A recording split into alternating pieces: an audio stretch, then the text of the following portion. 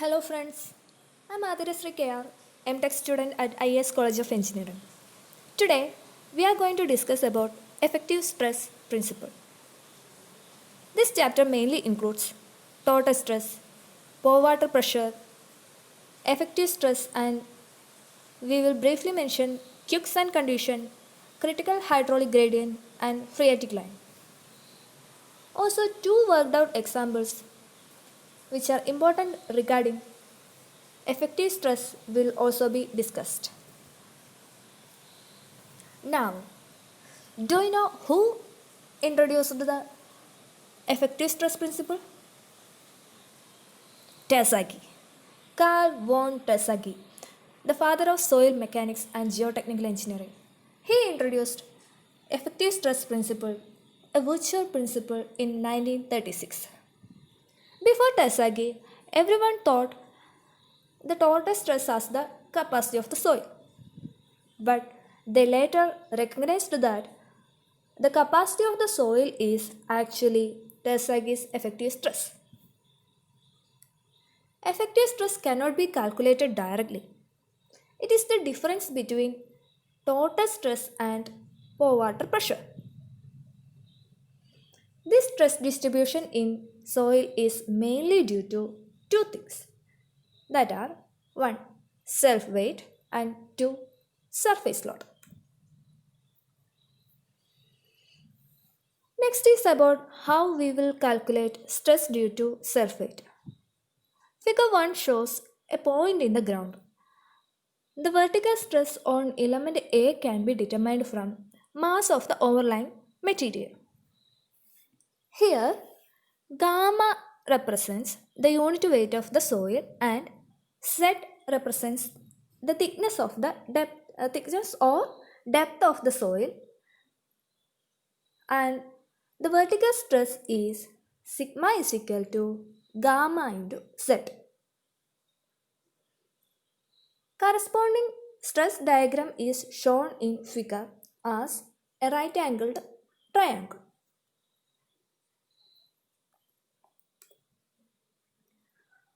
Next is how to find stress due to self weight in layered soil deposit. In a layered soil deposit, there will be soil of different densities. Here in the figure, there are 3 layers of soil with unit weight gamma 1, gamma 2, gamma 3 and height h1, h2, h3. Therefore, the stress sigma z is equal to gamma 1 into h1 plus gamma 2 into h2 plus gamma 3 into h3 etc. plus gamma n into hn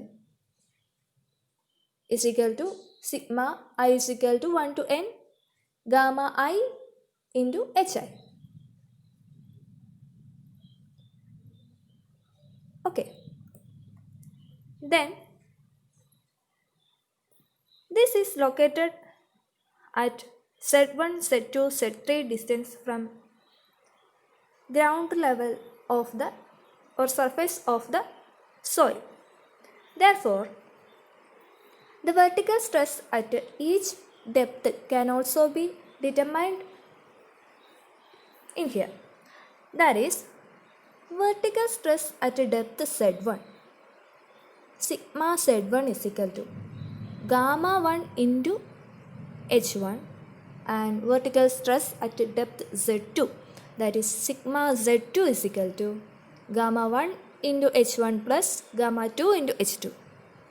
Then vertical stress at depth Z3, that is sigma Z3 is equal to gamma 1 into H1 plus gamma 2 into H2 plus gamma 3 into H3.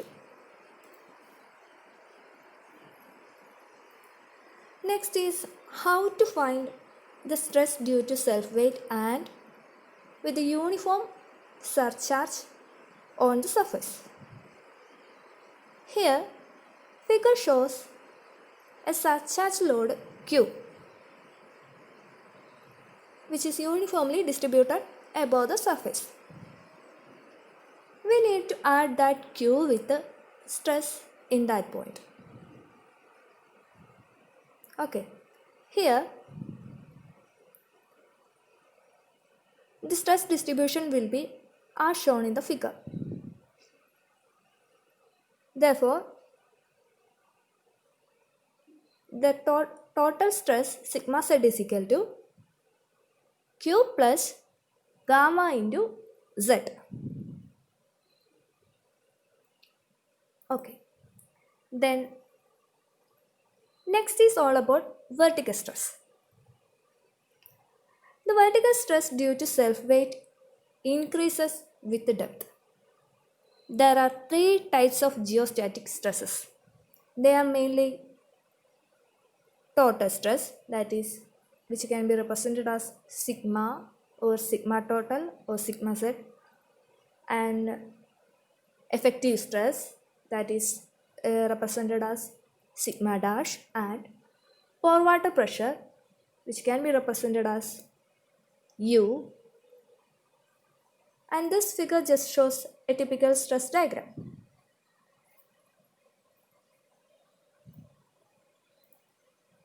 So, first one in it is total stress. Total stress is the total weight of soil, which includes pore water pressure, that is water pressure, and weight of the soils, that is effective stress. Total stress is mainly due to two things, that are self-weight and overburden pressure. Let us consider a soil mass having a horizontal surface and with the water stable at the surface level. The total vertical stress at depth Z is equal to the weight of all material, that is solids plus water, per unit area above that depth. That is, sigma Z or sigma total is equal to gamma saturated into Z.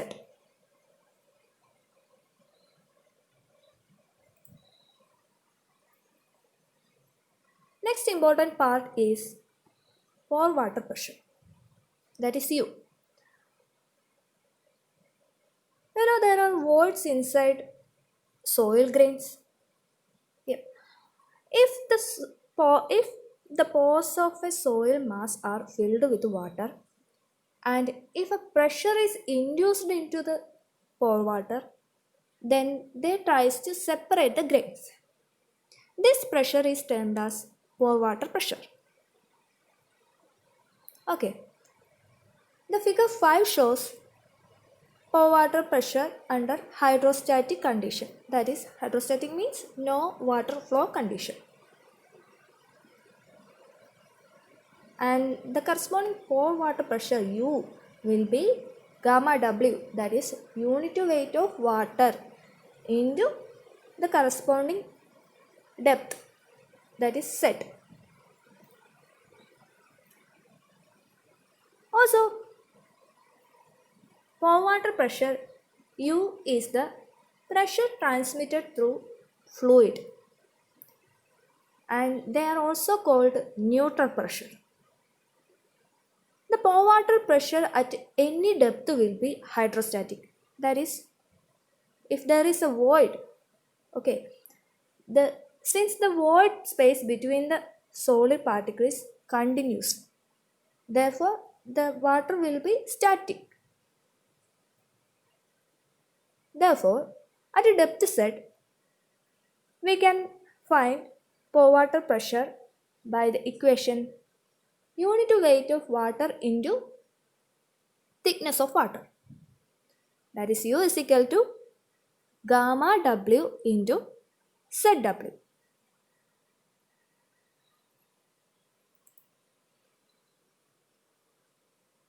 Next one is the most important one, that is effective stress, sigma dash.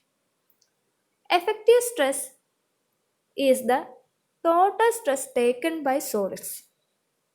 Effective stress sigma dash does not have a physical meaning. It cannot be directly measured, and it can only be determined by knowing pore water pressure U and total stress sigma.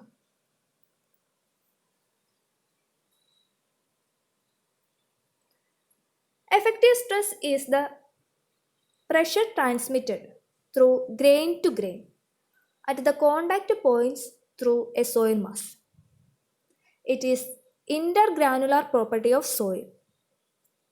Effective stress sigma dash is the difference between total stress and pore water pressure. Therefore, it can be found using the equation total stress minus pore water pressure.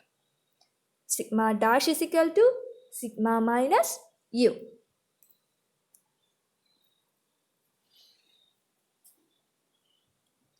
Next part is about quicksand condition. We know quicksand condition is a non-Newtonian fluid condition. How is a quicksand condition occurs? Okay. If upward seepage pressure become equal to submerged unit weight of soil, effective stress reduces to 0. That is sigma dash is equal to 0. In that case, sand loses all its shear strength and soil particles will move in upward direction. This phenomenon is called quicksand condition. This is not a type of sand or type of soil actually. This is just a condition of soil. And this condition is also called boiling condition. Okay. Generally, it occurs in fine sand and silts. Figure shows the quicksand condition. See how it acts like a fluid. Under quicksand condition, the superstructure above the soil will fail. Therefore, it is not safe. And the failure is not because of the structural failure, but because of the soil failure. At a quicksand condition, the hydraulic gradient I of soil is called critical hydraulic gradient IC. For cohesionless soil, critical hydraulic gradient is nearly unity, that is IC is equal to 1 for critical cohesionless soil. IC is equal to G minus 1 divided by 1 plus E. Using this equation, critical hydraulic gradient can be found. Whereas, in this equation, G is equal to specific gravity of the soil and E is equal to void ratio. To avoid failure, factor of safety can be provided because it's a geotechnical hazard when you consider that. Therefore, factor of safety is equal to can be found by critical hydraulic gradient divided by actual or exit gradient. That is Fs is equal to IC divided by I. If I is less than or equal to IC, no failure occurs. That is, it's a safe condition. And if I is greater than IC, failure occurs. That is not safe.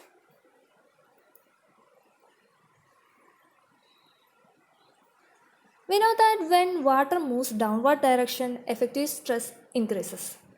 And if water moves in upward direction, effective stress decreases and can reach to 0 and cause quicksand condition. In some cases, water pushes soil upward and it causes increase in pore water pressure and decrease in effective stress. And this decrease in effective stress can also lead to effective stress is equal to 0, which cause quicksand condition. And this causes a flow of water, that is like a hollow pipe. There will be a hollow pipe formation downside the soil, that is under the superstructure below the soil. This is called piping failure. Piping failure is related to this phreatic line formation.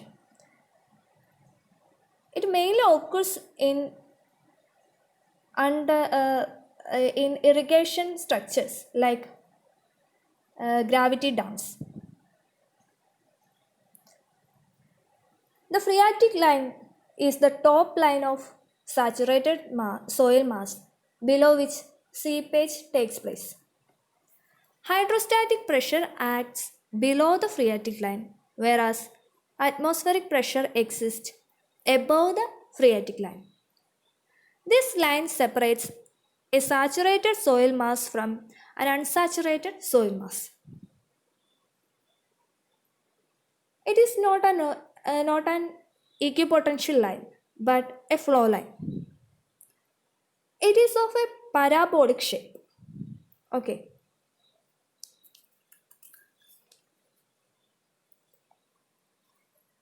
Let's move on to worked out examples.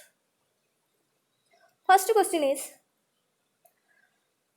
the soil particle consists of a surface soil of sand 5 meter thick, density rho is equal to 1.65 milligram per meter cube, and immediate layer clay with a 4 meter thick, which have a density of rho is equal to 1.95 milligram per meter cube, and the bottom layer of gravel 3.5 meter thick with a rho, that is density is equal to 1.925 milligram per meter cube.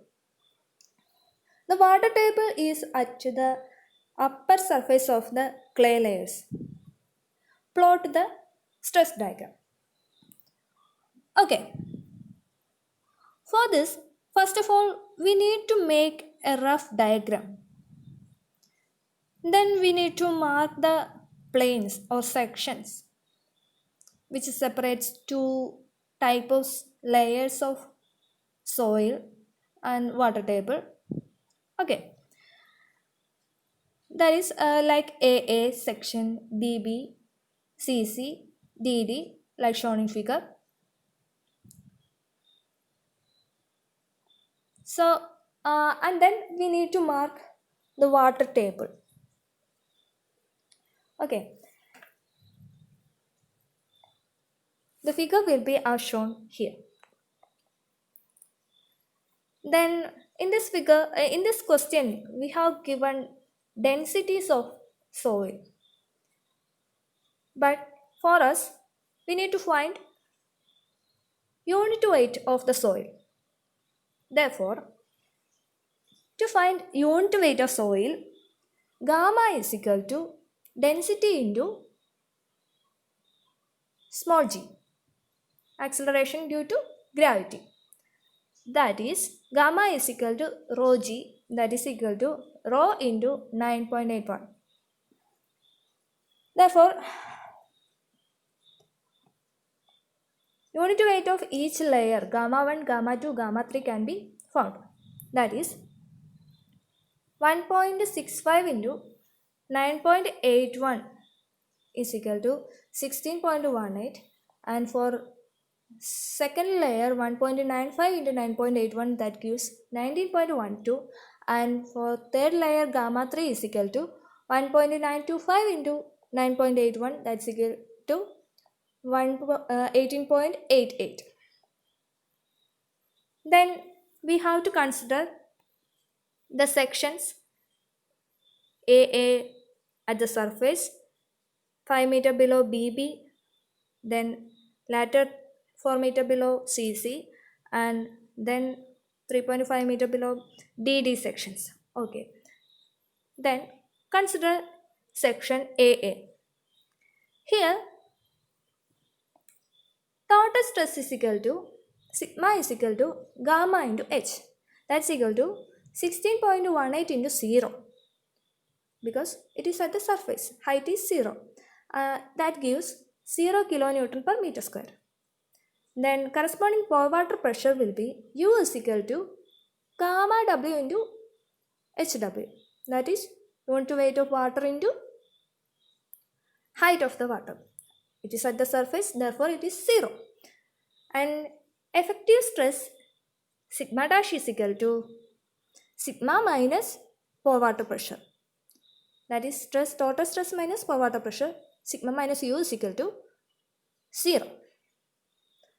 Likewise, consider the section 5 meter below the surface of soil. That is, consider BB section. Here, total stress sigma is equal to gamma into h. That is 16.18 into 5. That gives 80.9 kilonewton per meter square. And pore water pressure U is equal to gamma W into HW. That is 9.81. That is gamma W, unit weight of water, into height of water.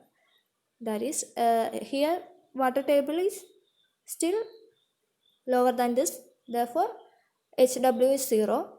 That gives 0 kilonewton per meter square. And effective stress sigma dash is equal to difference between total stress and pore water pressure. Sigma minus U, that gives 80.9 minus 0 is equal to 80.9 kilonewton per meter square.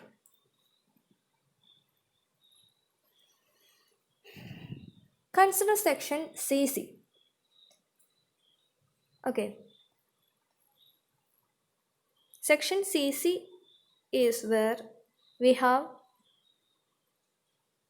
water table. Therefore, the total stress sigma h is equal to gamma into h as usual, that is 19.12 into 4, the layer height, plus 16.18 into 5 gives 157.38 kilonewton per meter square. And the corresponding pore water pressure, it is the important one here, U is equal to gamma W into HW. Here there is height 4 meter from water table. Therefore 9.81, that is unit weight of water into height of water, 4 gives 39.24 kilonewton per meter square. Next is effective stress, that is sigma dash is equal to sigma minus U, that is 157.38 minus 39.24. 118.14 kilonewton per meter square. Then consider the section DD. Here we need to consider 3 layers.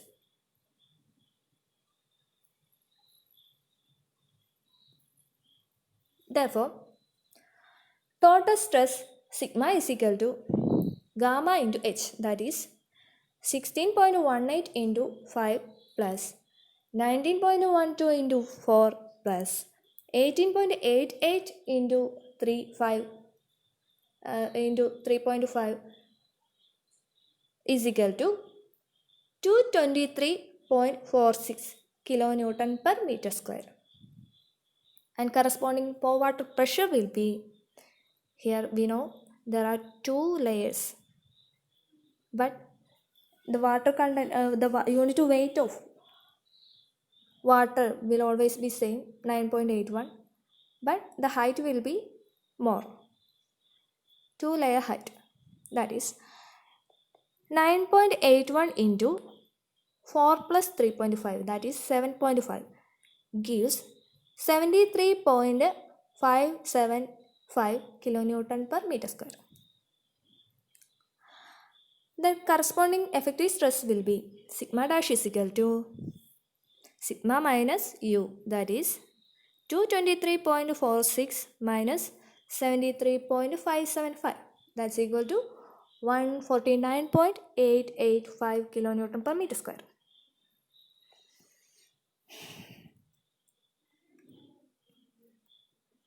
This figure shows the corresponding stress diagram. Here the total stress is shown first, and then pore water pressure, which is also called neutral stress, and then effective stress, which is the difference between total stress and pore water pressure. This is the stress diagram. Let's move on to second worked out example. Okay. Here the subsoil is at a site consists of 2 meter thick layer of clay, which is underlined by deep sand layer. The groundwater table is at a height of the groundwater table is at 3 meter below ground level with a unit weight of 18 kilonewton per meter cube, while that of sand above and below water table are 15.5 kilonewton per meter cube and 18.2 kilonewton per meter cube respectively. Determine the effective pressure at various level immediately after placing of surcharge load of 65 kilonewton per meter square. Determine stress distribution below 5 meter. Here the important thing is we have surcharge load, that is Q is equal to 65 kilonewton per meter square. Okay, as usual, here we need to make a rough diagram. Then we need to make planes AA, BB, CC at surface level, depth 2 meter, depth 3 meter, etc. Because up to 5 meter we have question up to 5 meter.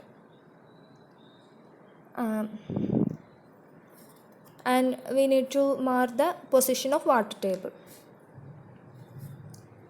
Therefore, we will get this picture as shown in this figure. Then, as usual, we need to consider section AA, which is at the ground level.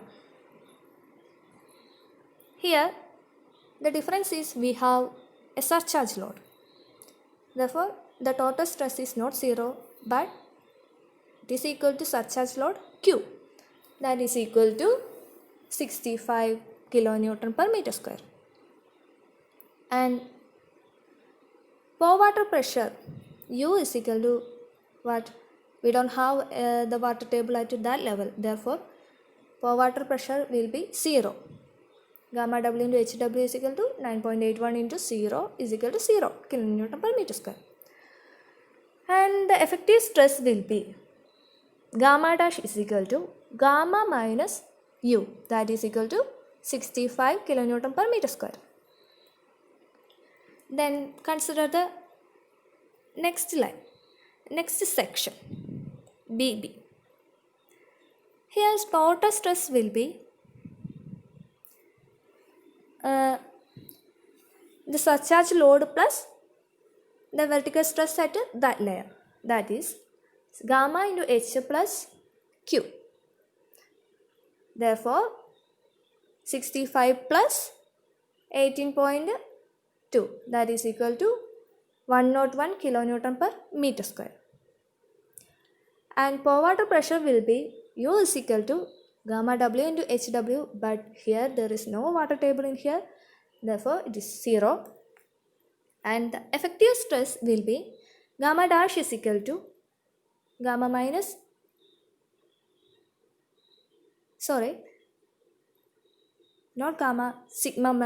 dash is equal to sigma minus U is equal to 101 minus 0. That's equal to 101 kilonewton per meter square. And consider then section CC. Here total stress is equal to sigma is equal to gamma into H, that is equal to 65 plus the 3 layers, as 18.18 into 2 plus 15.5 into 1 plus 18.2 into 2, that is equal to 152.9 kilonewton per meter square. And pour water pressure U is equal to gamma W into HW, that is equal to 9.81 into 2, that is equal to 19.62 kilonewton per meter square, because there is water table. And the effective stress sigma dash is equal to sigma minus U, that is 152.9 minus 19.62 is equal to 133.28 kilonewton per meter square. And we will get the stress diagram as follows. First is total stress.